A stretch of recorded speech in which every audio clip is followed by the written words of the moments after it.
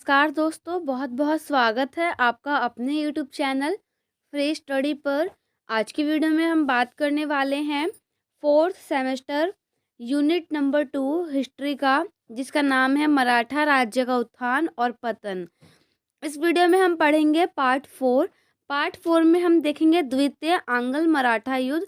Part 3 में हमने प्रथम आंग्ल मराठा युद्ध देखा था। कुल मिलाकर 3 युद्ध हुए थे, 3 आंग्ल मराठा युद्ध हुए थे, जिसमें से हम एक पढ़ चुके हैं और पार्ट 4 में हम द्वितीय मराठा युद्ध जो है पढ़ने वाले हैं। अगर आप पहली बार वीडियो देखने आए हैं तो चैनल को सब्सक्राइब और वीडियो को लाइक करना ना भूलें। इसके अलावा टेलीग्राम पे हमारा चैनल है फ्री स्टडी के नाम से। चैनल का जो लिंक है वो मैंने आपको वीडियो के डिस्क्रिप्शन में प्रोवाइड करवा दी है।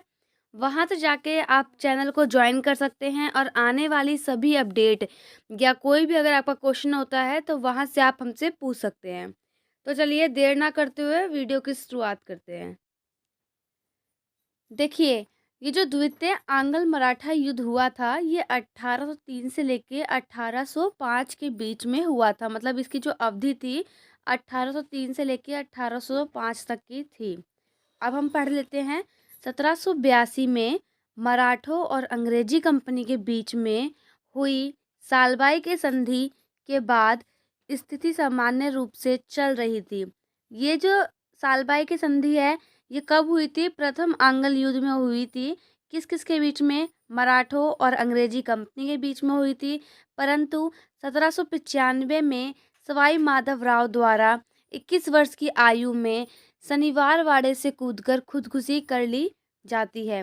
इस क्रम में रघुनाथ राव के पुत्र बाजीराव द्वितीय को पेशवा बनाया जाता है, परंतु वह एक कमजोर पेशवा था और नाना फडणवीस जिन्होंने सवाई माधवराज को पेशवा बनाने का अभियान चलाया था, वे ही बाजीराव द्वितीय के कार्यकाल में एक उच्च पद पर रहते हुए उसका कार्यकाल संभालते हैं।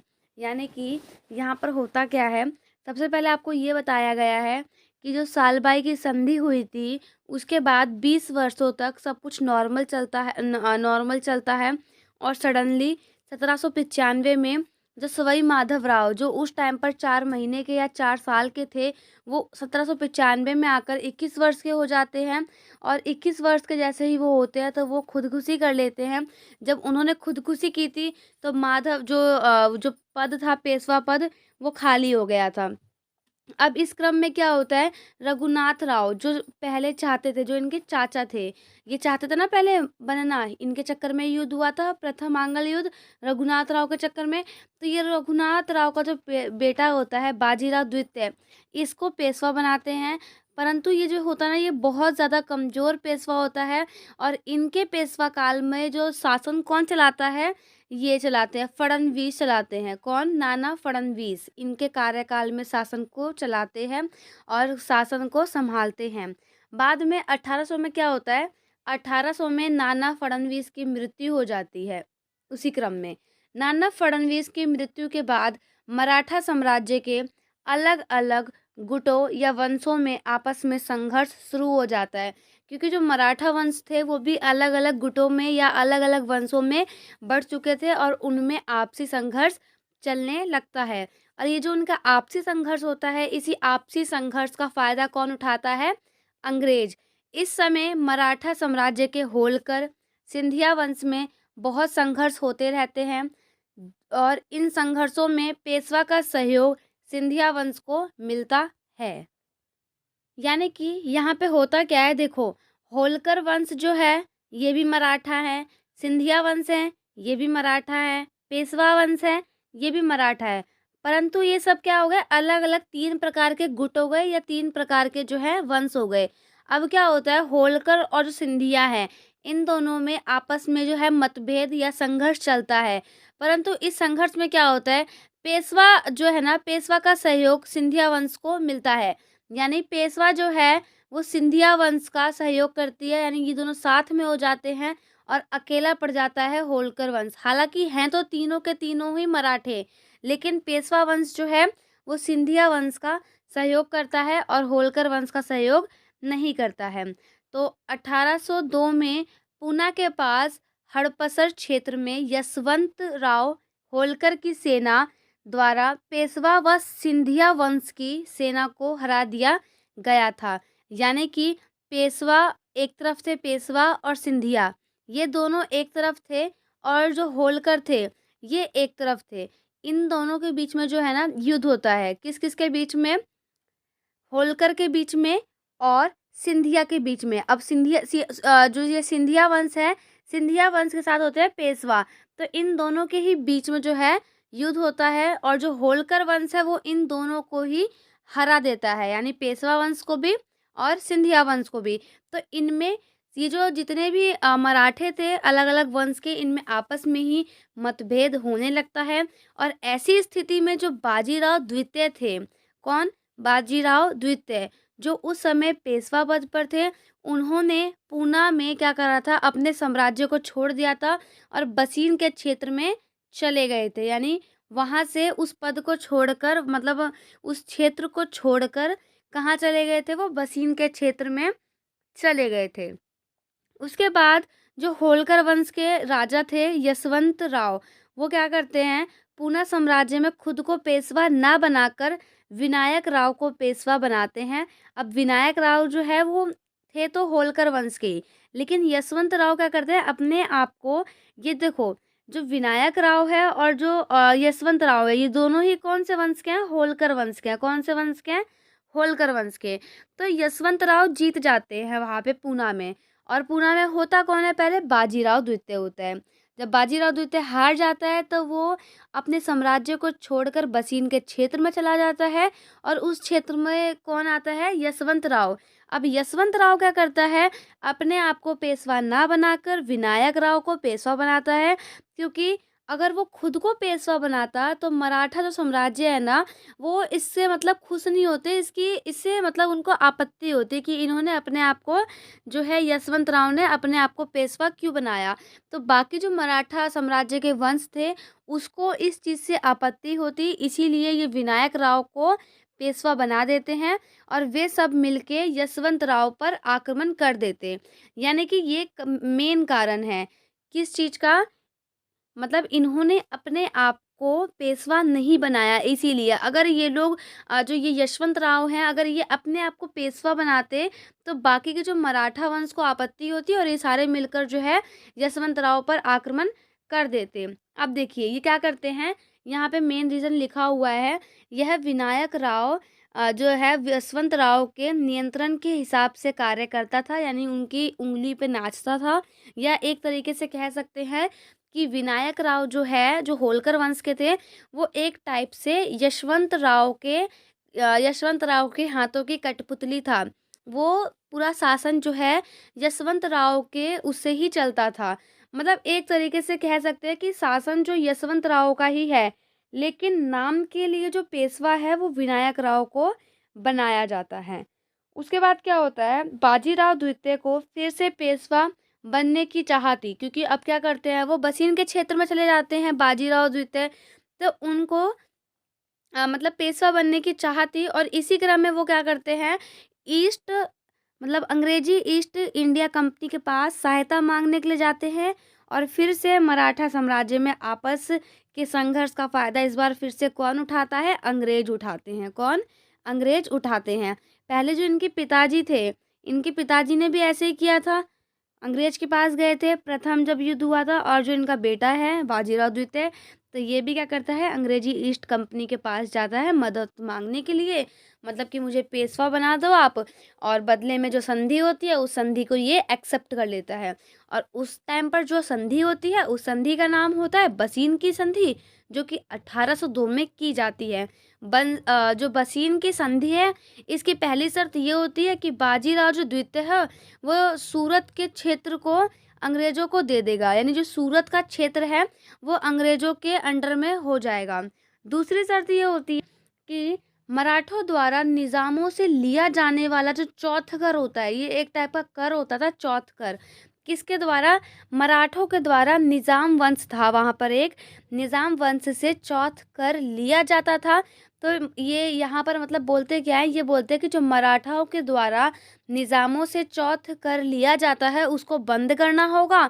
और ऐसा वो इसलिए कहते हैं क्योंकि अंग्रेज जो है वो निज़ाम वंश जो था ना, निज़ाम वंश के साथ अपनी मतलब गठबंधन करके अपनी वहाँ पर व्यापार वगैरह करते थे।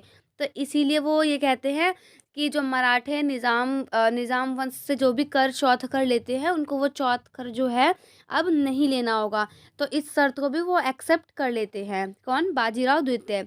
तीसरी शर्त ये होती है कि अंग्रेजी कंपनी द्वारा जो है 6000 सैनिक बाजीराव द्वितीय के सहयोग के लिए दिए जाएंगे। यानी कि अगर युद्ध वगैरह होता है, जो द्वितीय युद्ध होगा उसके लिए अंग्रेजी जो कंपनी है, अंग्रेजी इंडिया ईस्ट कंपनी, तो ये जो है 6000 सैनिक बाजीराव को सहयोग के लिए देगी। और चौथी शर्त ये होती है कि जो 6000 सैनिक जो अंग्रेजी कंपनी द्वारा बाजीराव द्वितीय को फिर से पेशवा बनने के लिए दिए गए थे, परंतु बाजीराव द्वितीय को पेशवा बनने के बाद यह सैनिक अंग्रेजी कंपनी को वापस नहीं देने थे, बल्कि इन सैनिकों का खर्चा बाजीराव द्वितीय को ही पेशवा बनने के बाद उठाना था। और पांचवी शर्त ये होती है कि बाजीराव जो द्वितीय को जो एक क्षेत्र देना होता है, जिस क्षेत्र का मूल्य 26 लाख हो, या वह क्षेत्र मतलब एक ऐसा क्षेत्र बाजीराव द्वितीय अंग्रेजों को देंगे जिसका मूल्य 26 लाख का होना चाहिए। यानी एक ऐसा क्षेत्र जिसका प्राइस 26 लाख हो और वो क्षेत्र बाजीराव द्वितीय यानी कि मराठा अंग्रेज को देंगे। छठी शर्त ये होती है कि मराठों की सारी विदेश नीतियों पर अंग्रेजी कंपनी का नियंत्रण होगा। सातवीं शर्त ये होती है कि अंग्रेजों का जिस किसी भी देश के साथ संघर्ष चल रहा हो, उस देश के व्यक्ति की मराठा साम्राज्य में नियुक्ति नहीं की जाएगी। यानी मराठा जो साम्राज्य में उसकी नियुक्ति यानी उसको रहने के लिए जगह वगैरह नहीं दी जाएगी। उसके बाद में क्या होता है, बाद में बाजीराव द्वितीय अंग्रेजी ईस्ट इंडिया कंपनी के सहयोग से 13 मई 1803 को फिर से पेशवा पद पर आ जाते हैं, परंतु अब पेशवा पूर्ण आज़ादी के साथ अपना कार्य नहीं कर सकते थे। क्यों? क्योंकि एक टाइप से वो अंग्रेजी जो कंपनी थी उनके नियंत्रण में ही रहकर कार्य चला रहे होते हैं। क्योंकि पेशवा किसने बनाया है? अंग्रेजी ईस्ट कंपनी के द्वारा ही पेशवा बनाया है। तो जाहिर सी बात है कि मतलब अब जो है पूरा तो आपका शासन नहीं होगा, अगर उन्होंने आपकी हेल्प करी तो वो भी कुछ ना तो कुछ आपसे लेंगे ही। तो यानी कि जो नियंत्रण अब पूरा जो है पेशवा का नहीं होता था। पेशवा भी जो भी काम करता था वो अंग्रेजी ईस्ट कंपनी से सलाह मशवरा करके ही कार्य करता था। इस संधि के साथ मराठा साम्राज्य के विघटन का समय शुरू हो चुका था। इसके बाद जितने भी मराठा साम्राज्य के वंश थे उन्होंने अंग्रेजों के खिलाफ अनेक षड्यंत्र रचे, लेकिन एक भी जो षड्यंत्र होता है उसमें वो लोग मतलब सफल नहीं होते हैं। तो यहाँ पे होता क्या है, उन्होंने अंग्रेजों के खिलाफ उनके इस षड्यंत्र के खिलाफ युद्ध करने का निर्णय लिया, जिसे हम द्वितीय आंग्ल मराठा युद्ध के नाम से जानते हैं। लेकिन जो ये द्वितीय मराठा आंग्ल युद्ध होता है इसमें भी ये लोग हार जाते हैं मराठा। तो सिंधिया वंश, भोसले वंश, होलकर वंश और चौथा जो है आपका वो पेशवा वंश, तो ये चारों ही वंश जो होते हैं बेसिकली ये सभी मराठा होते हैं। इनके द्वारा अंग्रेजों के खिलाफ अभियान किया जाता है, परंतु उनका ये अभियान जो है वो विफल होता है। अंग्रेजी कंपनी की मराठाओं के संग फिर एक एक करके संधि होती है, क्योंकि यहाँ पर ये लोग गलती क्या करते हैं, बेसिकली इनकी मेन जो गलती होती है वो ये होती है, ये तीनों साथ में मिलकर युद्ध नहीं करते हैं। कभी सिंधिया वंश अंग्रेज से लड़ने गया, तो कभी भोसले वंश गया, देन होलकर वंश गया। अगर ये तीनों ही साथ में जाते ना तो ये लोग जीत सकते थे, लेकिन ये लोग अलग अलग जाते हैं। तो अंग्रेज भी अपना इसमें फ़ायदा उठाते हैं। अंग्रेज क्या करते हैं, अंग्रेज एक एक करके अलग अलग संधि करते हैं, अलग अलग वंशों के साथ अलग अलग संधि करते हैं, जो कि इस प्रकार थी। देखो, सबसे पहले 1803 में सूरजी अंजन गांव की संधि हुई थी, जो कि अंग्रेजी कंपनी और सिंधिया वंश के बीच में हुई थी। दूसरी देवगांव की संधि हुई थी, जो कि अंग्रेजी कंपनी और भोसले वंश के बीच में हुई थी। तीसरी जो है अंग्रेजी कंपनी और होलकर वंश के बीच में संधि हुई थी, जिस संधि का नाम था राजपुर घाट की संधि, जो कि 1804 में हुई थी। तो यहाँ संधि कर लेते हैं। संधि करने के बाद क्या होता है? कुछ नहीं, जो युद्ध है वो समाप्त हो जाता है। युद्ध समाप्त होने के बाद जो है काफ़ी टाइम तक इनका राज्य चलता रहता है। उसके बाद जो है यहाँ पे हम जो पार्ट 5 में देखेंगे कि कैसे जो है थर्ड आंग्ल मराठा युद्ध कैसे हुआ था। सेकंड मराठा आंग्ल युद्ध जो आपका यही था, जो कि द्वितीय जो थे बाजीराव द्वितीय, उनके चक्कर में हुआ था। हमने देखा जो प्रथम आंग्ल युद्ध हुआ था और द्वितीय आंग्ल युद्ध हुआ था, दोनों ही युद्ध किसके लिए हुआ था? पेशवा पद के लिए हुआ था, पेशवा पद के लिए। लेकिन जो तीसरा हम आंग्ल युद्ध पढ़ेंगे, मराठा आंग्ल युद्ध, वो इसके लिए नहीं हुआ था। उसका रीज़न कुछ और ही था, क्योंकि जैसे मैंने आपको बताया जो सेकंड हुआ था, तो इसी में क्या हुआ था, जो मराठा वंश है ना, इनका विघटन होना स्टार्ट हो गया था।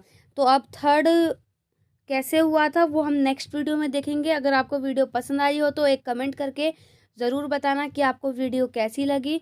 चैनल पर नए हैं तो चैनल को सब्सक्राइब, वीडियो को लाइक शेयर करना ना भूलें। मिलते हैं नेक्स्ट वीडियो में, तब तक के लिए जय हिंद जय भारत।